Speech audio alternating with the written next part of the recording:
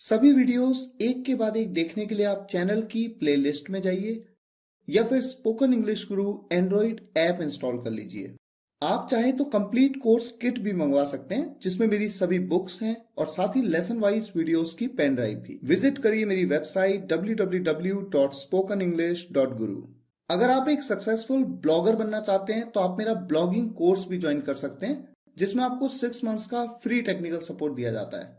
अधिक जानकारी के लिए विजिट करिए www.wemakebloggers.com। हाय गाइस, दिस है आदित्य। आप सभी का स्वागत है आज के इस वीडियो में। आज बहुत ही इंपॉर्टेंट टॉपिक हम डिस्कस करने वाले हैं और टॉपिक है नाउन, जिसे आप हिंदी में कहते हैं संज्ञा। इसकी डेफिनेशन क्या है और उसके टाइप्स क्या हैं और बहुत सारी बारीक चीजें आपको आज पता लगेंगी। जैसे कि अगर मैं आपसे कहूं कि पुलिस के साथ आप इज और आर दोनों का यूज करते हैं, लेकिन डिपेंड करता है कि किस कॉन्टेक्स्ट में बात हो रही है, किस सिचुएशन में आपको इज का यूज करना है, कहां पर आर का यूज करना है। ये अगर मैं आपको पूछूं तो क्या आप जानते हैं इस बात को? अगर मैं आपसे कहूं कि इंडिया, जो कि हमारे देश का नाम है, इसके साथ आप हैज और हैव दोनों का यूज आपको करना पड़ता है अलग अलग सिचुएशंस में, अलग अलग कॉन्टेक्स्ट में। मैथमेटिक्स, फिजिक्स, किसी भी सब्जेक्ट का नाम, ये कौन सा नाउन है? प्रॉपर है, कॉमन है, मटेरियल है, कलेक्टिव है, कॉन्क्रीट, एब्स्ट्रैक्ट, कौन सा नाउन है? क्योंकि इससे रिलेटेड ग्रामर आपको पता होनी चाहिए, खासकर कंपटीशन एग्जाम्स के पॉइंट ऑफ व्यू से, और साथ ही साथ अगर आप 10th में 12th में पढ़ रहे हैं तब भी जरूरी है।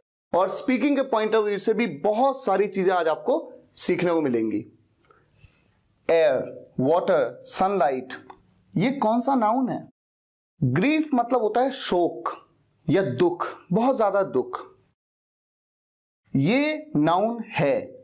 लेकिन सैड ये नाउन नहीं है, लेकिन सैडनेस ये नाउन है। जॉय नाउन है, हैप्पी नाउन नहीं है, हैप्पीनेस नाउन है। ऐसा क्यों? मनी, मनी मतलब पैसा। आप में से अधिकतर कहेंगे कि पैसे को हम गिन सकते हैं, लेकिन फिर भी वो अनकाउंटेबल कैसे है? अनकाउंटेबल मतलब जिसे गिना नहीं जा सकता, अगणनीय संज्ञा को अनकाउंटेबल नाउन कहते हैं। और स्टार, स्टार मतलब तारे। तारों को तो आप कहेंगे कि गिना नहीं जा सकता, इतने सारे होते हैं, फिर वो काउंटेबल कैसे, यानी गणनीय संज्ञा कैसे? कैसे आप कह रहे हैं कि ये काउंटेबल नाउन है? ये सारी बातें आज हम डिस्कस करने वाले हैं। तो आइए शुरुआत करते हैं। सबसे पहले आज हम देखेंगे कि ये अलग अलग नाउन क्या होते हैं, और बहुत ही आसान शब्दों में मैं आपको बताने वाला हूं, आप आसानी से समझ जाएंगे। और ये जानना आपके लिए जरूरी भी है, क्योंकि आपको इंग्लिश लैंग्वेज में अपनी पकड़ बनानी है। तो आइए शुरुआत करते हैं। जब हम बात करते हैं नाउन की, नाउन का मतलब है कोई भी नाम। इस दुनिया में कोई भी ऐसा व्यक्ति नहीं, कोई भी ऐसी जगह नहीं, या कोई भी ऐसी वस्तु नहीं, कोई भी ऐसी चीज नहीं जिसका नाम ना हो। उसी नाम से आप और हम उसे पहचानते हैं। तो कोई भी नाम आपके सामने आ जाए, वो क्या है? वो है एक नाउन। अब इसके भी कई प्रकार होते हैं। पहला टाइप है प्रॉपर नाउन। प्रॉपर नाउन को हिंदी में हम कहते हैं व्यक्तिवाचक संज्ञा। लेकिन आप चूंकि इंग्लिश सीख रहे हैं तो आपको हिंदी में नामों को याद नहीं रखना है, आपको इंग्लिश में ही नामों को याद रखना है। प्रॉपर नाउन, प्रॉपर नाउन की पहले तो डेफिनेशन क्या है? Name of a specific person, place और थिंग। नाम किसका? किसी स्पेसिफिक, किसी विशेष, पर्टिकुलर, किसी विशेष व्यक्ति का नाम, जगह का नाम या चीज का नाम, यानी वस्तु का नाम। एग्जाम्पल्स आपके सामने। रवि, रवि एक पर्टिकुलर व्यक्ति का नाम है। रश्मि एक लड़की का नाम है, पर्टिकुलर, कोई विशेष व्यक्ति है जिसका नाम है ना रश्मि। टफी ये आपके कुत्ते का नाम है मान लीजिए, या फिर किसी व्यक्ति का नाम है फॉर एग्जाम्पल। तो टफी जो भी हो, लेकिन किसी एक स्पेसिफिक पर्सन का नाम है। और पर्सन का मतलब व्यक्ति जब हम कहें तो ऐसा नहीं कि केवल इंसान, उसमें जानवर भी आते हैं। जिस किसी में जान होती है, जो भी लिविंग बीइंग है। किसी पर्टिकुलर प्लेस का नाम क्या है? दिल्ली, इंडिया, इंडिया भी अपने आप में एक जगह है, पूरे वर्ल्ड में इंडिया एक पर्टिकुलर जगह है। उषा, अगर मैं उषा की बात करूं तो उषा किसका नाम हो सकता है? किसी स्पेसिफिक व्यक्ति का नाम भी हो सकता है ना, उषा नाम की लड़कियां होती हैं। और किसी स्पेसिफिक थिंग का नाम भी हो सकता है। उषा फैन, एक फैन का नाम भी तो उषा होता है। तो ये किसी भी स्पेसिफिक पर्सन या थिंग का नाम हो सकता है। रिनॉल्ड्स, आपने अक्सर सुना होगा, रिनॉल्ड्स पेन, ये एक स्पेसिफिक थिंग का नाम है, रिनॉल्ड्स। तो जब भी आपके सामने वर्ड आया रिनॉल्ड्स और आपसे कोई पूछेगा किस तरह का नाउन है, आप कहते हो ये तो एक स्पेसिफिक चीज का नाम है, इसलिए ये एक प्रॉपर नाउन है। ताजमहल। ताजमहल क्या है? एक पर्टिकुलर स्पेसिफिक थिंग का नाम है, एक चीज है ना, वो बिल्डिंग है, वो एक मॉन्यूमेंट है, लेकिन वो एक चीज ही तो है कि हाँ मैंने आज क्या चीज देखी, मैंने ताजमहल देखा। तो इस तरह से ये प्रॉपर नाउन के एग्जांपल्स हैं। अब अगर हम बात करें कॉमन नाउन की, कॉमन नाउन का हिंदी में मतलब होता है जातिवाचक संज्ञा। और जाति मतलब वो जाति नहीं, वो कास्ट वाली बात नहीं हो रही है, यहां पर क्या बात हो रही है? क्लास। जाति मतलब कि किस जाति से हैं, किस कैटेगरी से हैं, किस क्लास से हैं। Name of a class of a person, place और थिंग। किसी भी व्यक्ति की ना एक पर्टिकुलर क्लास होती है कि वो किस क्लास से बिलोंग करता है। मैं एग्जांपल देता हूं आपको। देखिए, मैंने आपके सामने दो लोग बनाए, मान लीजिए इसका नाम रवि है, इसका नाम राकेश है। अच्छा, मैं आपसे पूछूं कि इन दोनों में कॉमन क्या है, यानी इन दोनों की क्लास क्या है, किस वर्ग से, किस श्रेणी से, किस कैटेगरी से बिलोंग करते हैं, तो आप कहेंगे कि ये दोनों क्या हैं? बॉय। अच्छा, दूसरा एग्जांपल, मान लीजिए ये संजय है और ये संजना है, ये लड़का है और ये लड़की है। तो जब ये लड़का है, ये लड़की है, और मैं आपसे पूछूं कि इन दोनों में कॉमन क्या है, इनकी जाति बता सकते हो आप, यानी इनकी क्लास बता सकते हो, कैटेगरी बता सकते हो, तो हाँ यहां पर एक कैटेगरी आप कह सकते। आप बॉय तो नहीं कह सकते क्योंकि ये दोनों बॉयज तो नहीं है, लेकिन ये दोनों क्या हैं? ह्यूमन। तो अगर आपके सामने ये वर्ड आया ह्यूमन और कोई आपसे पूछे कि ये वर्ड कौन सा नाउन है, तो आप कहेंगे ये एक ऐसा वर्ड है जो कि एक लड़के पे भी फिट हो रहा है, एक लड़की पे भी फिट हो रहा है। तो दोनों, यानी एक आदमी पे भी एक औरत पे भी, तो दोनों में ये क्या है? ह्यूमन वर्ड, ये कॉमन नाउन है। इस बात को हमें समझना है। यहां पर जितने भी एग्जाम्पल्स आपको दिख रहे हैं, ये जितने भी वर्ड्स हैं, ये सब क्या हैं? ये सब कॉमन नाउन है। ऐसा मैं क्यों कह रहा हूं? मान लीजिए मैं आपके सामने 3 वर्ड लिखता हूं, देहरादून, दिल्ली और मुंबई, और मैं आपसे ये पूछता हूं कि इन तीनों में कॉमन क्या है, तो आप कहेंगे कि तीनों क्या है? सिटी। तो इन तीनों की क्लास क्या है, इन तीनों की कैटेगरी क्या है? सिटी है। तो इस तरह से जितने भी वर्ड्स आप देख लीजिए, मान लीजिए दिल्ली के साथ साथ आप बात करें उत्तर प्रदेश की, उत्तर प्रदेश एक स्टेट है, एक राज्य है, और दिल्ली अपने आप में एक राज्य भी है। तो अगर दिल्ली और उत्तर प्रदेश में क्या कॉमन है मैं आपसे पूछूं, तो आप कहेंगे कि दोनों स्टेट हैं। मैं आपसे पूछूं कि इंडिया और पाकिस्तान में क्या कॉमन है, तो आप कहेंगे कि दोनों कंट्री है। मैं आपसे कहूं उषा, ये 2 फैन है, एक उषा है, एक हेवल्स, एक का नाम, मैं आपसे कहता हूं इन दोनों में कॉमन क्या है, तो आप कहेंगे ये दोनों फैन है। ये देखिए, एक रेनॉल्ड्स का पेन है, एक पार्कर का पेन है, आप कहेंगे कि दोनों पेन है, इन दोनों में कॉमन ये कि दोनों पेन है। बिल्डिंग की बात करूं, ताजमहल भी तो एक बिल्डिंग है, और पार्लियामेंट वो भी तो एक बिल्डिंग है, तो दोनों में कॉमन क्या है? वो दोनों बिल्डिंग है। मॉन्यूमेंट की बात करूं, ताजमहल एक मॉन्यूमेंट भी है, कुतुब मीनार भी तो एक मॉन्यूमेंट है, तो इन दोनों में कॉमन क्या है? दोनों मॉन्यूमेंट है। तो इस तरह से ये है कॉमन नाउन। तीसरा टाइप है मटीरियल नाउन, जिसे हिंदी में कहा जाता है पदार्थवाचक संज्ञा। नेम ऑफ अ मटीरियल और सब्सटेंस। मटीरियल मतलब होता है सामग्री, और सब्सटेंस मतलब होता है पदार्थ।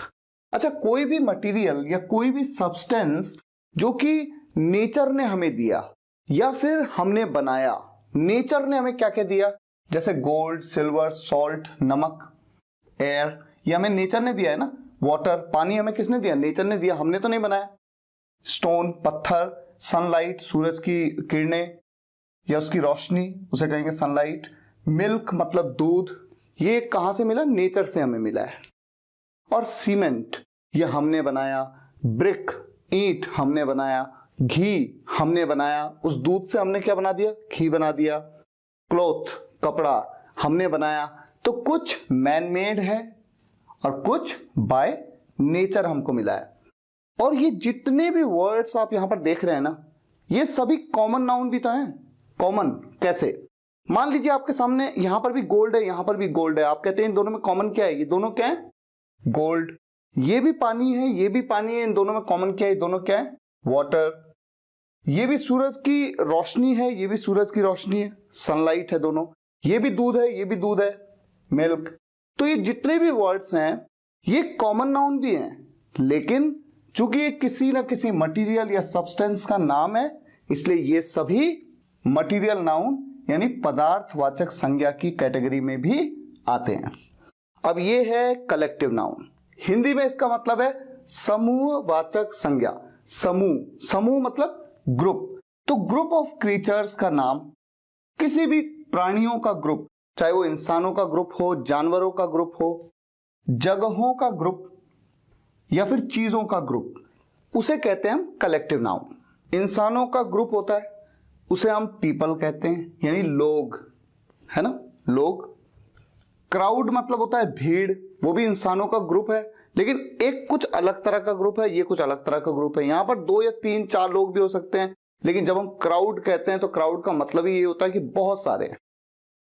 और पुलिस, पुलिस भी अपने आप में एक डिपार्टमेंट भी है और वो कई लोगों का ग्रुप भी है, क्योंकि वहां पर कई सारे इंडिविजुअल ऑफिसर्स भी हैं। तो ये भी चूंकि एक ग्रुप को डिनोट कर रहा है, इसलिए ये कलेक्टिव नाउन कैटेगरी में आता है। टीम, टीम में भी कई लोग होते हैं, इसलिए collective noun. Heard, heard of cows, जैसे हम कहते हैं ना गायों का हर्ड, यानी ग्रुप। तो हर्ड ये जानवरों का है, क्रीचर्स का ग्रुप, तो ये भी कलेक्टिव नाउन है। स्टेट, जैसे कि उत्तराखंड, उत्तर प्रदेश, मध्य प्रदेश, ये सभी क्या है, ये सभी स्टेट हैं और इनके अंदर कई सिटीज आती हैं, इसलिए चूंकि ये ग्रुप ऑफ सिटीज है इसलिए कलेक्टिव नाउन है। कंट्री, ये ग्रुप ऑफ स्टेट्स है, कई स्टेट्स का ग्रुप होती है कंट्री, इसलिए कलेक्टिव नाउन है। और फ्लीट किसे कहते हैं, फ्लीट कहते हैं नाव के ना, शिप्स का फ्लीट होता है, फ्लीट ऑफ शिप्स। नाव जो होती है उनका पूरा एक ग्रुप होता है जो एक साथ चलता है, उसे कहते हैं फ्लीट। तो ये सब क्या है, कलेक्टिव नाउन। अच्छा, ये जितने भी कलेक्टिव नाउन है इनको देख करके बड़ी हैरानी होती है, क्योंकि इनका जो यूज होता है वो बड़ा ही अटपटा सा होता है। अगर आप ध्यान दें, पीपल, एक वर्ड है पीपल, पीपल मतलब लोग, पीपल के साथ हमेशा आर का यूज होता है, इसमें तो कोई दो राय नहीं है। एग्जाम्पल आपके सामने है, people are gathered in that hall, तो ये तो क्लियर है कि यहां पर आर का यूज होगा। अब इस सेंटेंस में देखिए, ये आपके लिए थोड़ा नया भी हो सकता है, क्योंकि आपको शायद ना पता हो कि पीपल के साथ एस का भी यूज किया जाता है। वैसे तो पीपल अपने आप में प्लूरल वर्ड है, पर्सन मतलब एक व्यक्ति, पर्सन मतलब व्यक्ति, और पीपल मतलब एक से ज्यादा व्यक्तियों का ग्रुप। लेकिन एस का यूज तब किया जाता है, केवल तब जब अलग अलग देशों के लोगों की बात हो। Peoples from India and Australia are gathered in that hall. लेकिन चाहे बात अलग अलग देशों के लोगों की और तब पीपल्स हम कह रहे हैं, चाहे नॉर्मल हम पीपल कहते हैं, लेकिन दोनों ही केसेस में आप देखेंगे कि हमेशा आप क्या यूज करते हैं, आर। क्राउड, क्राउड मतलब भीड़, क्राउड के साथ में हमेशा इज का यूज होता है, जबकि है ही अपने आप में एक प्लूरल वर्ड जैसे कि ये है, लेकिन इसके साथ हमेशा इज का यूज होता है। एग्जाम्पल देखिए, the crowd is shouting his name, भीड़ उसका नाम चिल्ला रही है, शाउट कर रही है, जोर जोर से उसका नाम ले रही है, ठीक है इज। लेकिन इंटरेस्टिंग ये है कि ऐसा हो सकता है कि एक भीड़ ये हो और एक भीड़ वो हो, दोनों के नजरिए डिफरेंट है, तो दो अलग अलग भीड़ है वो। जैसे ये एग्जांपल मैंने लिया, they are supporting me and they aren't, they are supporting me, मान लीजिए वहां पर कुछ भीड़ है, वो मुझे सपोर्ट कर रहे हैं, एंड दे आंट, और वे नहीं कर रहे हैं। They are supporting me and they aren't, तो दो अलग अलग क्राउड हैं। Both the crowds are here, दोनों क्राउड्स यहां हैं। आप सोचेंगे कि मैंने क्राउड के साथ तो मैंने कहा कि केवल इज लगाना है, लेकिन यहां पर तो चूंकि मैंने आर का यूज किया, आर का यूज तो मैंने तब किया जब एक से ज्यादा क्राउड की बात की, यानी कि क्राउड के साथ अगर मैं एस लगा दूं, अगर मैं एस लगा दूं, केवल उसी केस में तो मैं आर यूज करूंगा। अगर एस का यूज नहीं है, केवल क्राउड कहना है, तो उसके साथ तो मैं इज का ही यूज करूंगा। और यही कॉन्सेप्ट यहां पर, यहां पर, यहां पर, यहां पर फिट होता है। अगर मैं एस लगाऊंगा तो मैं आर का यूज कर सकता हूं, यहां पर भी यही है, यहां पर भी, यहां पर भी। लेकिन कुछ ऐसे वर्ड्स भी होते हैं जिनमें आप एस का यूज कभी करते नहीं, यहां पर तो करेंगे आप, टीम के साथ में एस का यूज आप करते हैं। अच्छा, कमाल की बात यह है, पुलिस एक ऐसा वर्ड है जिसमें एस का यूज तो आप करते ही नहीं है, लेकिन उसके बावजूद इज भी यूज करते हैं इसके साथ, आर भी यूज करते हैं। अभी मैं एग्जांपल आपको दूंगा। टीम के साथ क्या है, टीम में एस अगर नहीं भी लगाते उसके बावजूद आप इसके साथ इज और इसके साथ आर दोनों का यूज करते हैं। अभी ये एग्जांपल्स मैं देने वाला हूं, लेकिन उससे पहले जिस तरह से क्राउड के साथ इज और जब एक से ज्यादा क्राउड की बात हुई तो क्राउड्स कर दिया और उसके साथ में आर का यूज किया, यही कॉन्सेप्ट यहां पर में आपने फ्लीट के साथ देखा।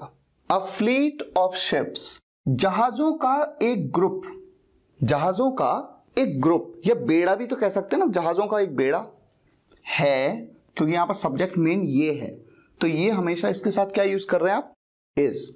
हाँ ये बात अलग है। अच्छा पहले उससे पहले इस सेंटेंस को पूरा देख लीजिए। A fleet of ships is sailing together. Sail मतलब होता है जल यात्रा करना। पानी में जब आप यात्रा करते हैं तो उसे सेल कहते हैं। अब इस सेंटेंस में देखिए, यहां पर एक फ्लीट नहीं, एक से ज्यादा है, तो जो एक से ज्यादा है इसलिए एस लगा दिया। तो जब मैंने यहां पर एस लगा दिया तो यहां पर मुझे आर का यूज करना होगा। टू फ्लीट्स ऑफ शिप्स, जहाजों के दो बेड़े। कुछ जहाजों का बेड़ा ये है, ग्रुप ये है, कुछ जहाजों का ग्रुप ये है। Two fleets of ships are sailing together, साथ में जल यात्रा कर रहे हैं, यानी कि चल रहे हैं। अब बात करते हैं पुलिस और टीम की। मैंने आपके सामने 4 सेंटेंस लिखे हैं। पहले 2 सेंटेंस में अगर आप देखें तो पुलिस को मैंने एज अ सिंगुलर ट्रीट किया है। सिंगुलर यानी एक वचन, इसीलिए तो इसका यूज किया, यहां पर हैज का यूज किया। और इन दोनों सेंटेंसेस में पुलिस को as a plural, as a बहुवचन ट्रीट किया गया है, एक से ज्यादा, प्लूरल, इसीलिए आर का यूज किया और हैव का यूज किया। तो होता यह है कि जब भी हम पुलिस को एक डिपार्टमेंट के रूप में देखते हैं, एज अ यूनिट देखते हैं, एज एन ऑर्गेनाइजेशन देखते हैं, एज एन इंस्टीट्यूशन देखते हैं, ऐसे में इसे एज अ सिंगुलर ट्रीट किया जाता है। तो ऐसा समझिए कि जैसे मानो यहां पर डिपार्टमेंट छुपा हुआ है। The police department is investigating it. Police department इसे इन्वेस्टिगेट कर रही है। तो भले ही सेंटेंस लिखा है the police is investigating it, लेकिन मानो ये ऐसा है the police department is investigating it. ठीक, यहां पर भी the police department has been searching that criminal for a long. Police department उस क्रिमिनल को लंबे समय से ढूंढ रही है। तो कुल मिला के यहां पर डिपार्टमेंट मानो छुपा हुआ है। तो एक केस तो हो गया यहां पर जब आपने पुलिस को as an organisation, as a unit treat किया। अच्छा, दूसरा केस है जहां पर आप पुलिस को एज एन ऑर्गेनाइजेशन नहीं, बल्कि जैसे मानो कि ऑफिसर्स की आप बात कर रहे हैं, पुलिस ऑफिसर्स की आप बात कर रहे हैं, ऐसे में आप उसे प्लूरल ट्रीट करते हैं। तो ऐसे मानो जैसे कि सेंटेंस में ना द पुलिस ऑफिसर्स, यहां पर ऑफिसर्स छुपा हुआ है, जैसे यहां पर डिपार्टमेंट छुपा हुआ था, यहां पर ऑफिसर्स छुपा हुआ है। The police officers are patrolling in my area to maintain piece.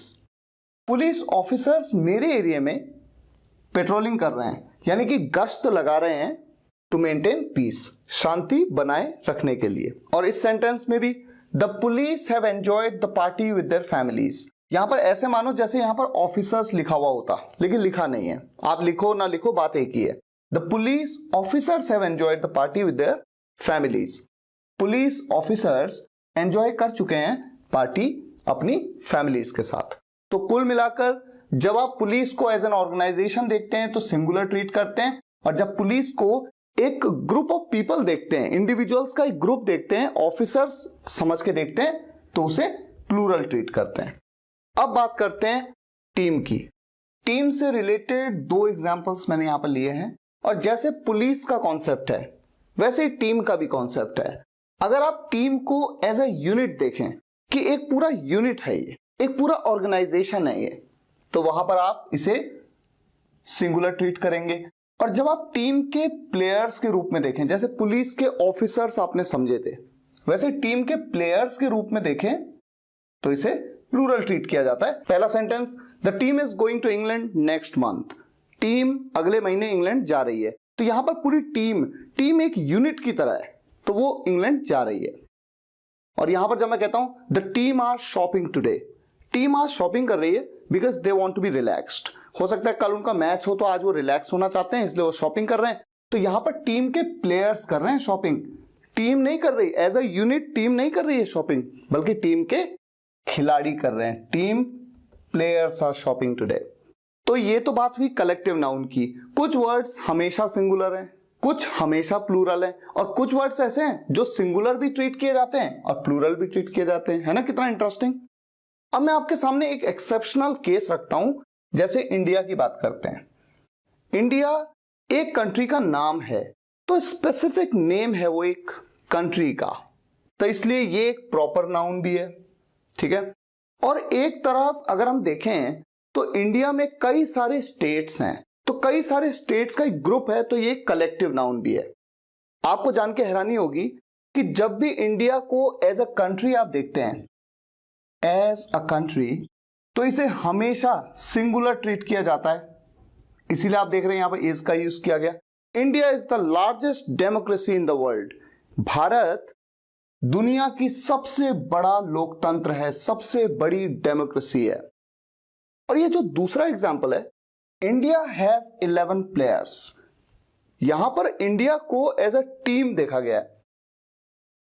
जब एज अ टीम देखा जाए किसी भी कंट्री को, तो हमेशा उसे प्लूरल ट्रीट किया जाता है, इसीलिए यहां पर हैव का यूज किया गया है। एक एग्जांपल मैं और आपके सामने रखता हूं। जैसे मान लीजिए मैं कहूं कि India have won the match, India have won the match।